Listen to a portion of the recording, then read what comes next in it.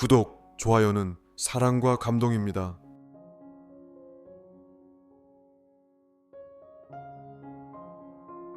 제목 10년 만의 기적. 뉴저지주 테네크 2005년 늦가을. 찬바람이 불어오던 어느 오후 12살 소피아는 가장 소중한 친구인 반려견 루나와 함께 공원으로 산책을 나섰다. 루나는 검은 털이 윤기나는 레브라도 리트리버로 소피아가 6살 때부터 함께 자란 가족이었다. 둘은 언제나 함께 했고 루나는 소피아의 비밀을 들어주고 눈물이 날 때는 옆에서 조용히 등을 기대어 위로해주는 존재였다. 하지만 그날 갑작스러운 사고가 일어났다. 목줄을 단단히 잡고 있던 소피아의 손에서 순간적으로 줄이 미끄러졌고 그 순간 어디선가 큰 소음이 들리자 루나는 깜짝 놀라 황급히 뛰어나갔다. 소피아는 온 힘을 다해 루나의 이름을 불렀지만 이미 루나는 멀리 사라지고 있었다. 공원 구석구석을 헤매고 전단지를 붙이며 이웃들에게 도움을 청했지만 루나는 끝내 돌아오지 않았다. 시간이 흘러 2025년 소피아는 뉴욕에서 직장 생활을 하며 바쁜 나날을 보내고 있었다. 루나를 잃어버린 슬픔은 여전히 가슴 한구석에 남아 있었지만 현실은 그녀를 가만히 놔두지 않았다. 그러던 어느 날 낯선 번호로부터 전화 한 통이 걸려왔다. 안녕하세요. 혹시 소피아 로렌스 씨 되시나요? 네, 맞는데요. 누구시죠? 저희는 뉴저지주 해큰색에 위치한 동물 보호소입니다. 최근 한 노령견을 구조했는데 확인해보니 예전 등록된 칩과 목걸이에 남아있는 연락처가 소피아 씨의 이름으로 되어 있었습니다. 혹시 반려견을 잃어버린 적이 있으신가요? 소피아는 순간 숨이 멎는 것 같았다. 믿을 수 없다는 듯 입을 열었다. 그 개의 이름이 혹시 루나인가요? 확실하진 않지만 그럴 가능성이 높습니다. 직접 와서 확인해 보시겠어요? 그날 밤 소피아는 한시도 잠을 이루지 못했다. 정말 루나일까?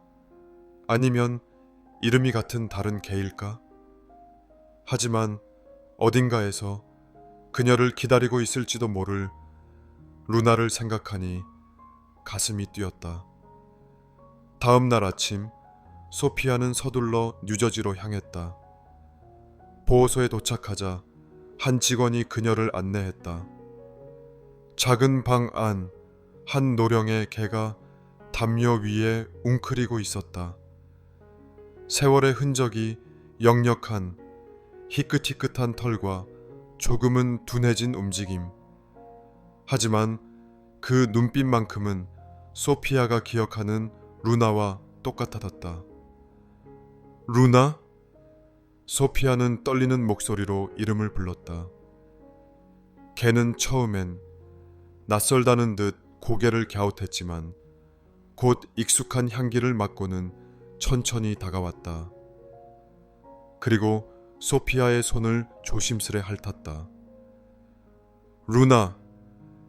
소피아는 참아왔던 눈물을 왈칵 쏟아냈다. 루나도 마치 오래된 기억을 떠올린 듯 꼬리를 흔들며 그녀의 품에 안겼다. 보호소 직원들도 감동적인 재회의 순간을 조용히 지켜보았다.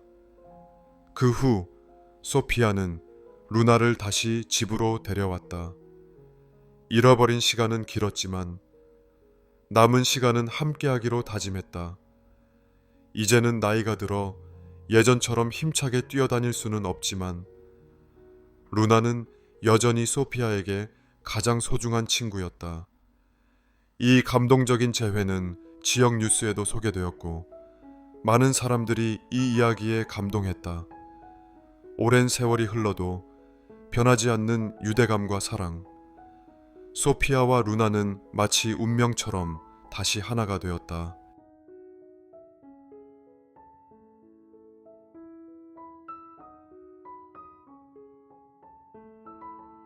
제목 살아남은 자의 노래.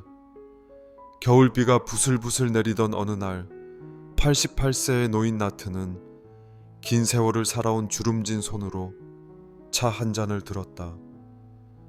창밖을 바라보던 그의 눈빛에는 잔잔한 미소와 함께 깊은 회한이 서려 있었다. 그의 삶은 단순한 노년의 일상이 아니었다. 그는 전쟁을 겪었고 가족을 잃었으며 다시 찾았다. 그리고 살아남았다. 나트는 루마니아의 한 작은 마을에서 태어났다. 그의 가족은 넉넉한 형편의 유대인 가정으로 부모님은 우유와 치즈를 만들어 팔며 정직하게 살아가고 있었다. 하지만 7살이 되던 해 모든 것이 바뀌었다. 세계 제2차 대전 전쟁이 발발했다. 어느 날 친하게 지내던 이웃교회 신부가 찾아왔다. 그는 걱정스러운 얼굴로 부모님께 말했다. 마을에서 유대인을 색출하려고 합니다. 도망치세요. 그러나 그 말은 거짓이었다. 가족이 떠나려던 순간 마을 사람들은 몰려와 그들을 둘러쌌다. 신부는 나치 군인들에게 가족을 넘겼다. 배신이었다. 나트는 부모님의 손을 꼭 잡았지만 군인들은 그들을 갈라놓았다. 아버지는 마지막으로 나트의 머리를 쓰다듬으며 말했다. 불의에 굴하지 말고 가족을 지켜라. 그 후 아버지는 강제노동 수용소로 보내졌고 나트는 어머니, 여동생과 함께 개토로 끌려갔다. 굶주림과 공포 속에서 하루하루를 버티던 그들에게 어느 날 기회가 찾아왔다. 개토에서의 생활은 비참했다. 하지만 어느 날 어머니는 갓난아이가 버려져 있는 것을 발견했다. 그녀는 아이를 품에 안고 먹을 것을 나누어 주며 정성껏 돌봤다. 아이의 어머니는 감격하며 눈물을 흘렸다. 언젠가 이 은혜를 꼭 갚겠습니다. 전쟁이 끝난 후 어머니는 가족과 함께 팔레스타인으로 떠나려 했다. 그러나 비자가 나오지 않았다. 절망하던 순간 어머니는 개토에서 만났던 그 여인을 떠올렸다. 그녀가 어디 있는지 수소문한 끝에 마침내 찾아냈다. 놀랍게도 그녀는 비자 발급 사무소의 책임자가 되어 있었다. 당신 아이의 생명을 구했으니 이제 당신이 우리 가족의 생명을 구해주세요. 어머니의 간절한 말에 그녀는 조용히 고개를 끄덕였고 결국 가족은 비자를 받을 수 있었다. 시간이 흘러 나트는 이스라엘에서 정착했다. 전쟁의 상처를 안고 살았지만 그는 절대 삶을 포기하지 않았다. 65세 첫 마라톤을 완주했고 83세에는 킬리만자로 산을 올랐다. 그리고 88세가 된 지금 그는 박물관에서 홀로코스트 생존자로서 이야기를 전하고 있었다. 나는 가족의 목소리가 되어야 합니다. 손주들이 있다는 것은 나치가 승리하지 않았음을 의미하니까요. 그의 목소리는 강했다. 젊은이들은 그를 바라보며 깊은 감동을 느꼈다. 그는 단순한 노인이 아니었다. 살아남은 자였고 살아갈 이유가 분명한 사람이었다. 창밖을 바라보던 나트는 문득 흐린 하늘을 향해 중얼거렸다. 아버지, 저는 가족을 지켜냈어요. 그 순간 어디선가 따스한 햇살이 비쳤다. 마치 아버지가 대답하는 듯이.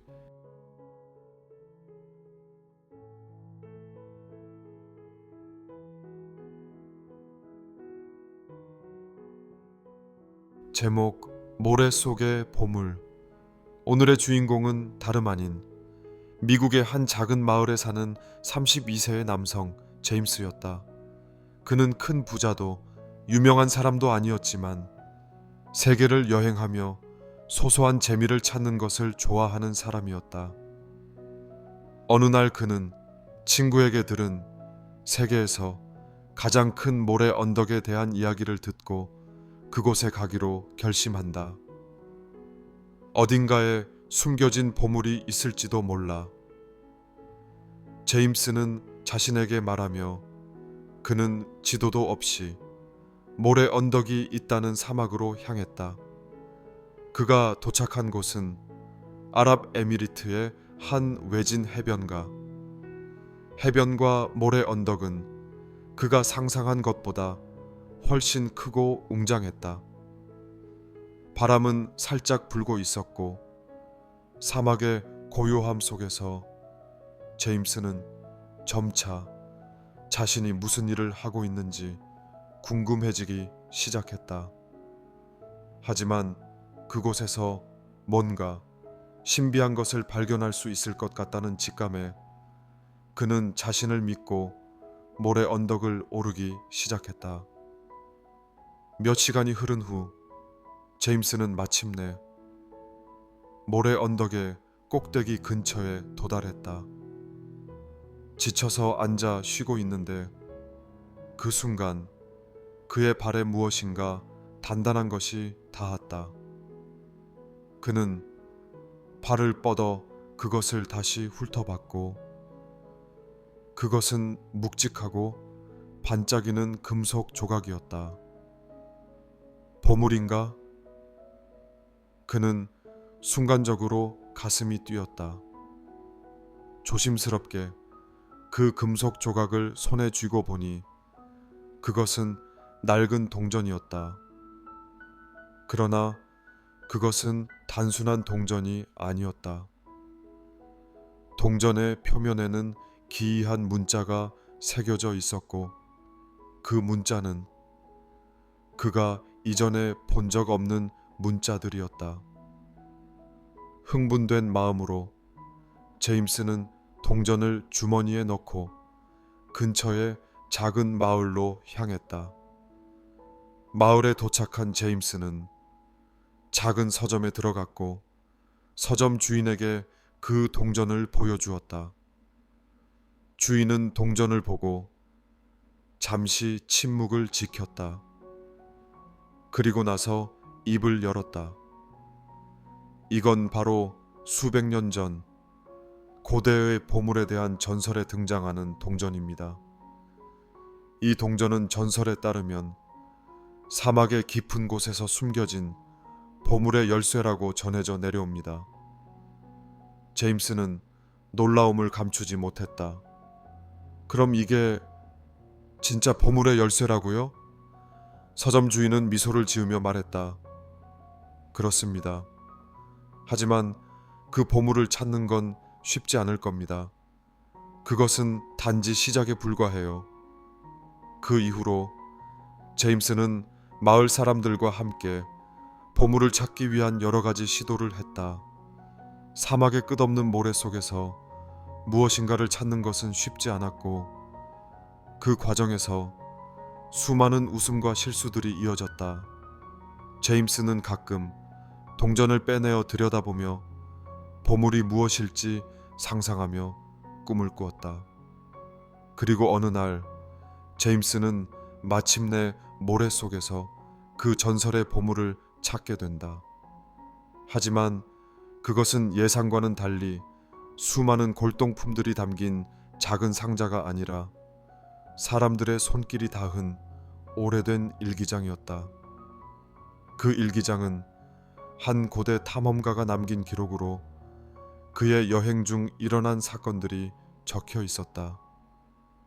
보물은 바로 우리가 살아가는 이야기에 담겨 있다.